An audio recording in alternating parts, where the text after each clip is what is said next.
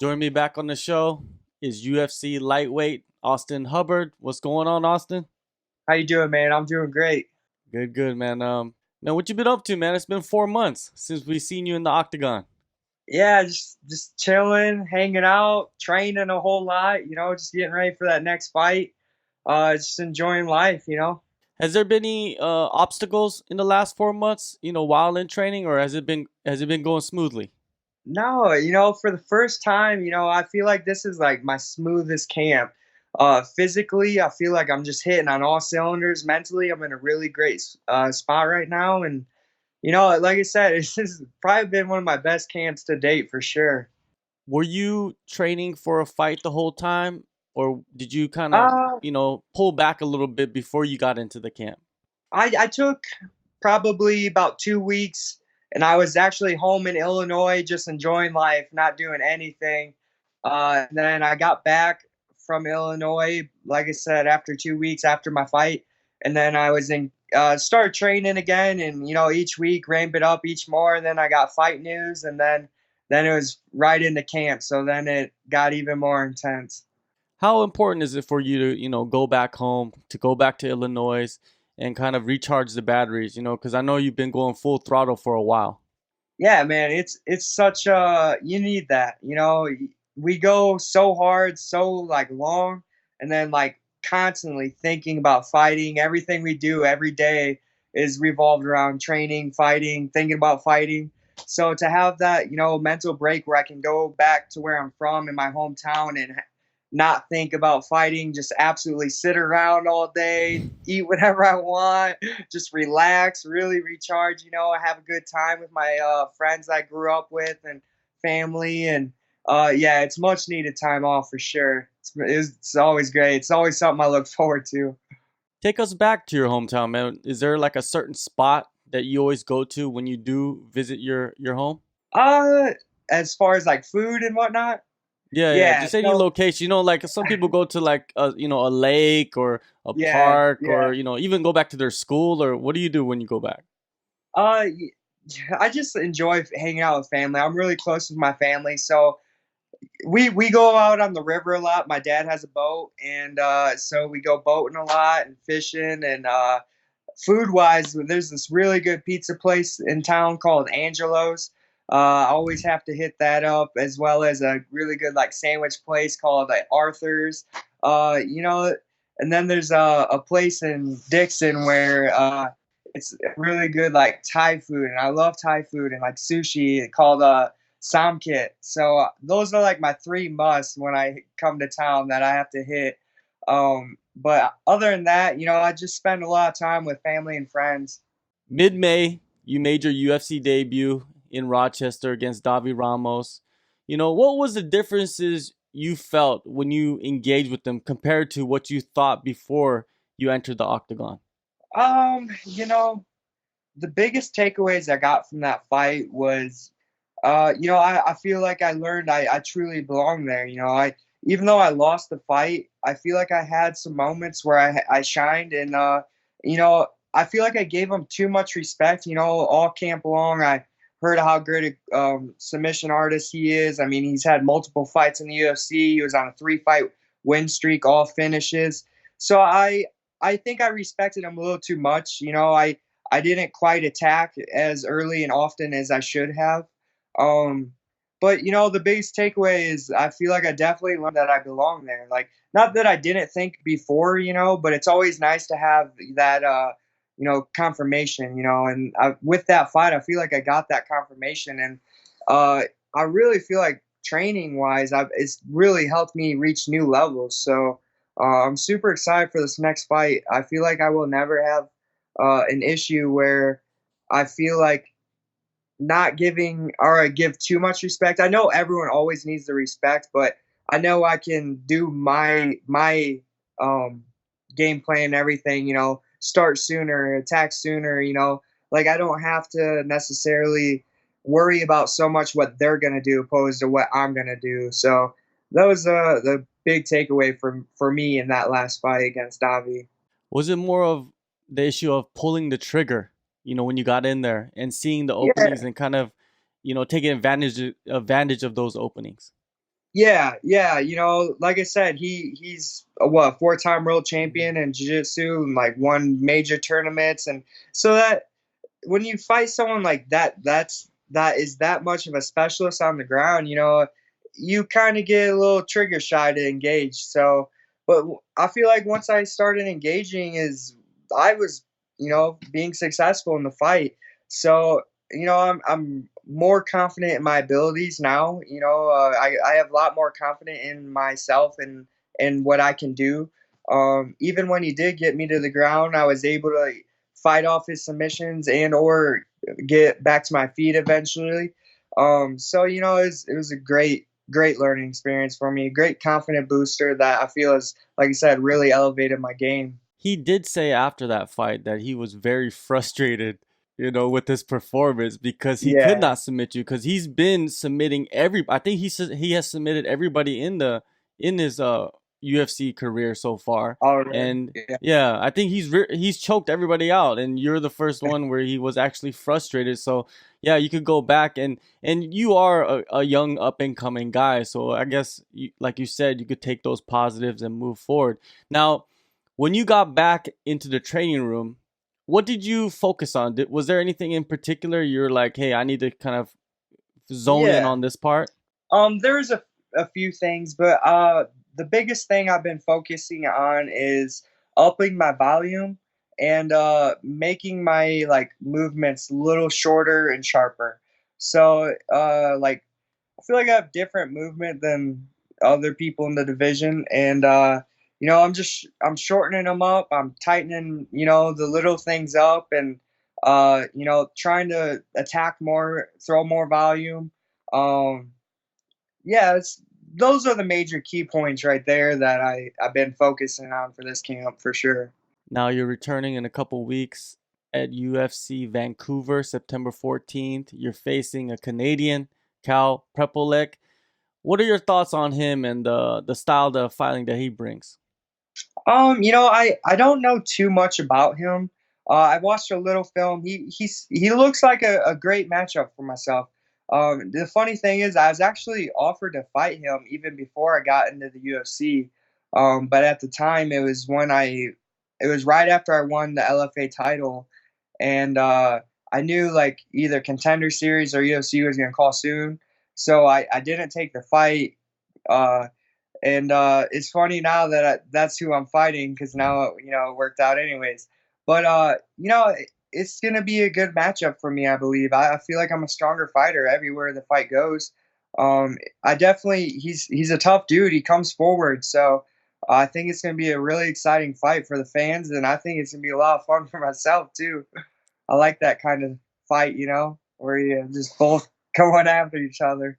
Yeah, definitely he's a tough dude. In his debut, he took a very short notice fight against Nordine Taleb at welterweight. Did you Yeah. see that fight? I didn't see that fight, but I seen that's it was at welterweight and whatnot. That shows you that he's a scrapper, man, to where Yeah, he would definitely. jump in a weight class above his normal weight and take on a veteran like Nordine. Yeah, definitely. That's solid, man. So I know he's gonna be bringing it, and I'm gonna be bringing it too. It's gonna be a fun fight. Right now, I've noticed a pattern in the UFC where they're pitting prospects against prospects. Do you think it's smart for the UFC to be doing that, or do you think that you should build your stars? Because this one seems like a prospect versus prospect fight.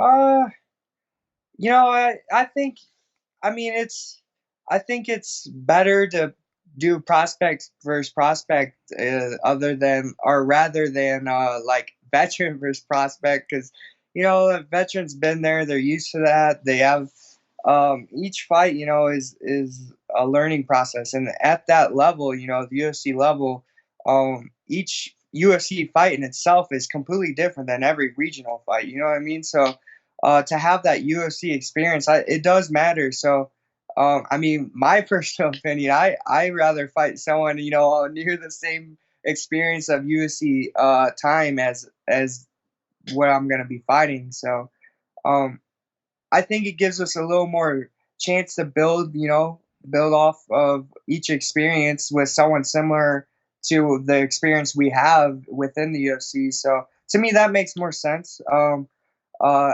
yeah, I don't mind it. You've been through fight week many times, and the last fight, it was your first fight week as a fighter. Was there Yeah. certain things about that, from that position you kind of like learned from? Um, no, not too much. I know, what I need to do to get my weight down. I know, like, I've had between amateur and pro 23 fights now, I think. 13 professional.